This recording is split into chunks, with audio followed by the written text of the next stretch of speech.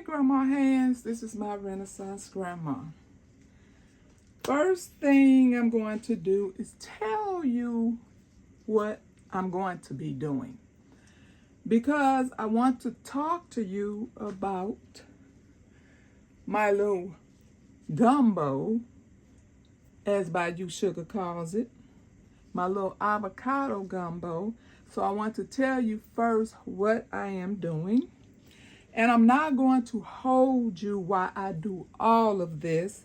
I'm only going to hold you up until I'm done with the conversation. I started to go live because I actually wanted some interactions and some questions and your thoughts, and had you ventured down the avocado road. But anyway, let me tell you what I'm doing. Well, things just changed right before I started this video when I went to get these from the hydroponics.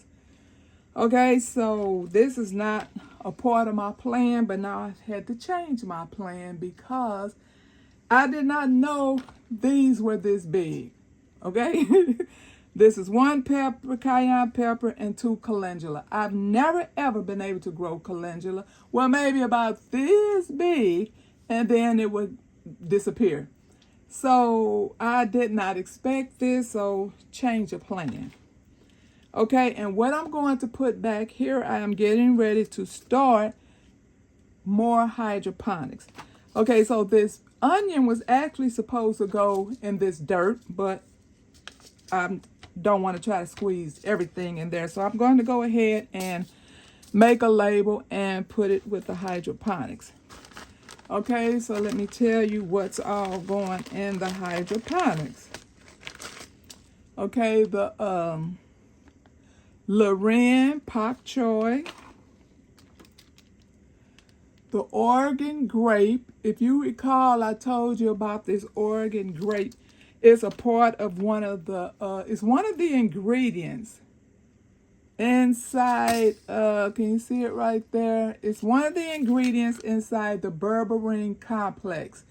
Now, this is what I take for my GI system. As you see, it says intestinal support.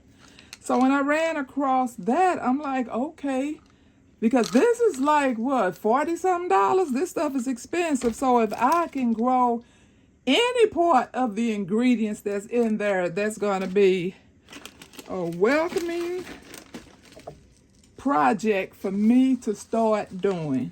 If I could just get that to do right. Okay, so I'm going to do the Leticool lettuce, more tatsoi. I'm going to do the the dwarf Thai pepper, watercress. Thank you very much, G Hud. I'm going to do the tumbling tiger and the rosy finch. Thank you, You Grow Rose. I'm going to do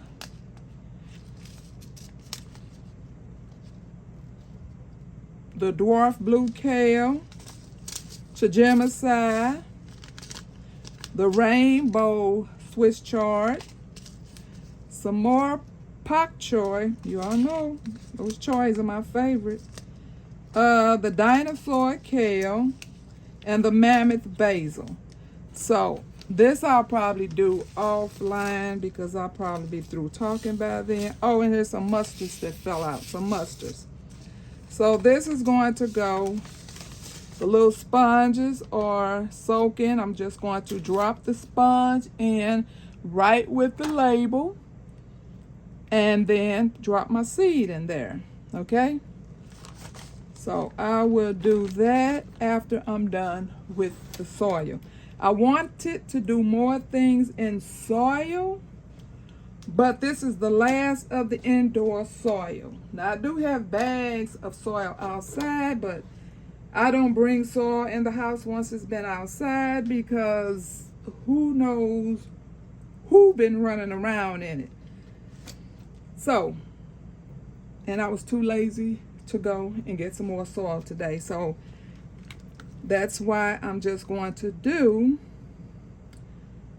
these few things that I'm going to do. Okay, I think I explained everything to you. Yeah. Okay, so what I wanted to talk to you about as far as the avocado, let me see if I can not tear this up.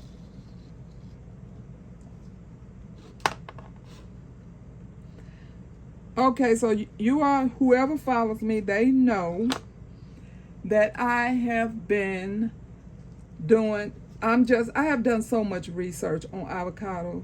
I mean, so much research. And I mean, I have just went down so many rabbit holes because I did not realize it was going to get that deep on me, but it did. So that's why I wanted to share it with you all, because you may not know some of these things. And I suggest that you do some research as well, and we can learn about this together. Yeah, I am going to keep the sponges. Where am I? Oh, okay, there I am. I'm going to keep the sponges in here, so I'm going to just put this pepper in the middle. Okay.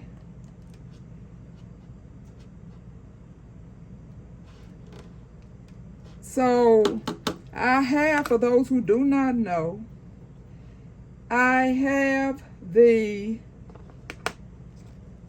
avocado soaking in rubbing alcohol because I read that it was good for arthritis. And I actually, in my research, I know a lot of people said they kept theirs in from anywhere from 2 days. They said they claim it's ready in 2 days. And some did it from 2 days up to 2 weeks. So I was going to do it for 3 weeks, but I'm not now. I'll probably just do it for 1 week, just to make sure.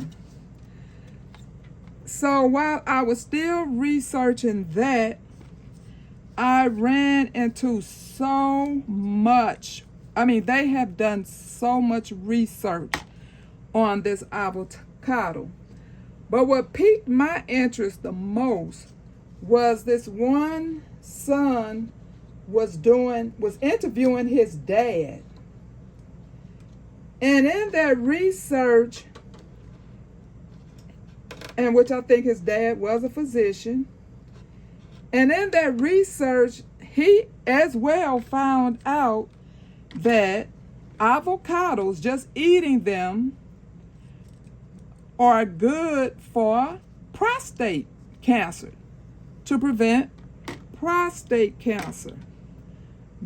And so the son was excited about that, but then the dad turned around and said, but avocados, during their study, they found out a lot of females had breast cancer from eating too much of the avocados. And so the son was like, oh my goodness, I don't even want to take these in the house anymore, for my wife to eat knowing this. And he asked his father, so why is it good for men and not for women? And he said, because avocados are sprayed heavily with pesticides, herbicides, all of that. He said it is sprayed heavily. And those pesticides and herbicides are hormone-like. And if you all can remember from back in the day, if you've ever refused hormone treatment, like myself, I refused it. I had it, and then after I went home, I got the prescription and everything, and I'd taken it for about a couple days and was feeling great and was so excited. And then I started doing researching, and I never took another one after I found out that they could cause breast cancer. So that's what the link is as far as women. But like I said, do your own research. I'm just telling you some things that you may not have known. Okay, so this is too tall for the amount of dirt I have in here. Hold on for 1 minute. Let me steal some dirt from something else. But anyway, that was something that I thought that you all should know, especially if you are a big lover of avocados and you are a female. So yes, it helps the men, but not so much for the women. Okay, so that was one study I ran across. And they don't want to say, because his son kept asking him, well, does the avocado cause the cancer in women? And you know, he can't say that. That would be a big lawsuit. And he said, no, we're not saying it caused it, but when researching a lot of females that did have breast cancer were heavy avocado eaters. So that's just something I wanted you all to know. Okay, so the next study, I ran across a physician, which I'm going to try. You all know I'm not very good with technology, but I want to try to drop that one because he spoke a foreign language. And even though I slowed it down, I still was not getting everything he was saying. So I actually researched more videos because I did notice that this video of this one was from 2017. So at this time, they were actually doing a study on the avocado husk. Okay? So evidently, the husk is good for cancer patients. I don't know I can't remember if it was good for just treating it or preventing it.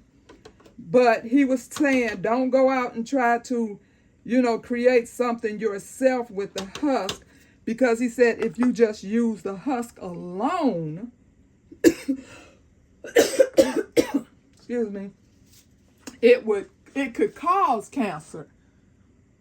He said that is why they are in the lab trying to add something to the avocado skins. But he showed them just letting the avocado sit up and dry completely off. And then they peeled the skins off. And the man was asking them, well, how would you get that many avocado skins? And he said, like in Walmart or those stores where they are collecting cans or collecting other things in the store, they was actually talking about putting things in the store for people to bring in their seeds so they can continue this study. But like I said, I did find another video where they were actually in the lab, but I did not find a video that said exactly what was the results. Did they come up? And they said the medicine that they would come up with to treat cancer patients would have 0 side effects. So that would be a wonderful thing, because we all know what this medication does out here. Okay, so that was another study I ran across. And you will see a lot of people on YouTube. You could just Google it. And Google all these videos of these people drying out the seed, grounding it down, dehydrating it, and then I guess they dry it out, then they cut it up, then they dehydrate it, then they ground it down, put it in a jar, and just put a teaspoon or so over in their smoothies. And so I thought that would be a good thing as well. But like I said, I told you I did so much research and reading on this.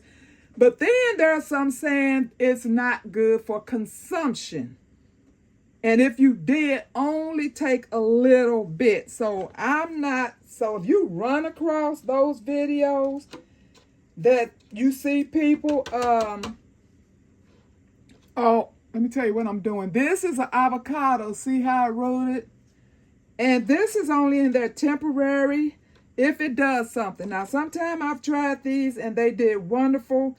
Other times they just never did anything. So if it actually grows, I'm going to put it in a different pot. But like I said, this is the last of my indoor dirt, soil.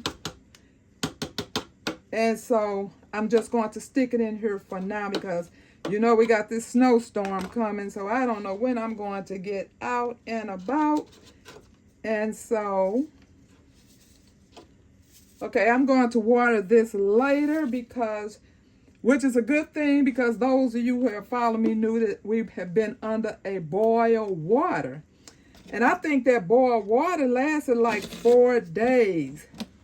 And this is the water that I was telling you I had to keep lifting and using. But for my plants, I have been using the water. If you follow me, you know I get those big white buckets that I save. And I had showed you all how I boil water, let it cool, and I fill up those buckets. So that's the water that has already been boiled and, you know, it has a lid on it and it's in the bathroom. And so all I have to do is go in there and bail some water out and put it on my plants. Okay, so I'm done with this. After I water it, I do have a little plastic liner in here. I did put my hose at the bottom. It is nice and moist, but which I guess I can just water it from the bottom. I think I will do that. So I just wanted you all to be up to date, you know, on these avocados because you may be like myself and never heard about consuming too much cannot cause, excuse me, let me take that word back. It does not cause breast cancer, but a lot of women who have had breast cancer indulged in a lot of avocados. Okay, you all, thank you all for watching. I hope that helped. If you all want to have another conversation about this some other time, just let me know. If you want to do some research and we discuss it, let me know. But anyway, I thank you all for listening. I thank you for watching. I'll pray for you. You pray for me, and we'll watch God change things. God bless everybody.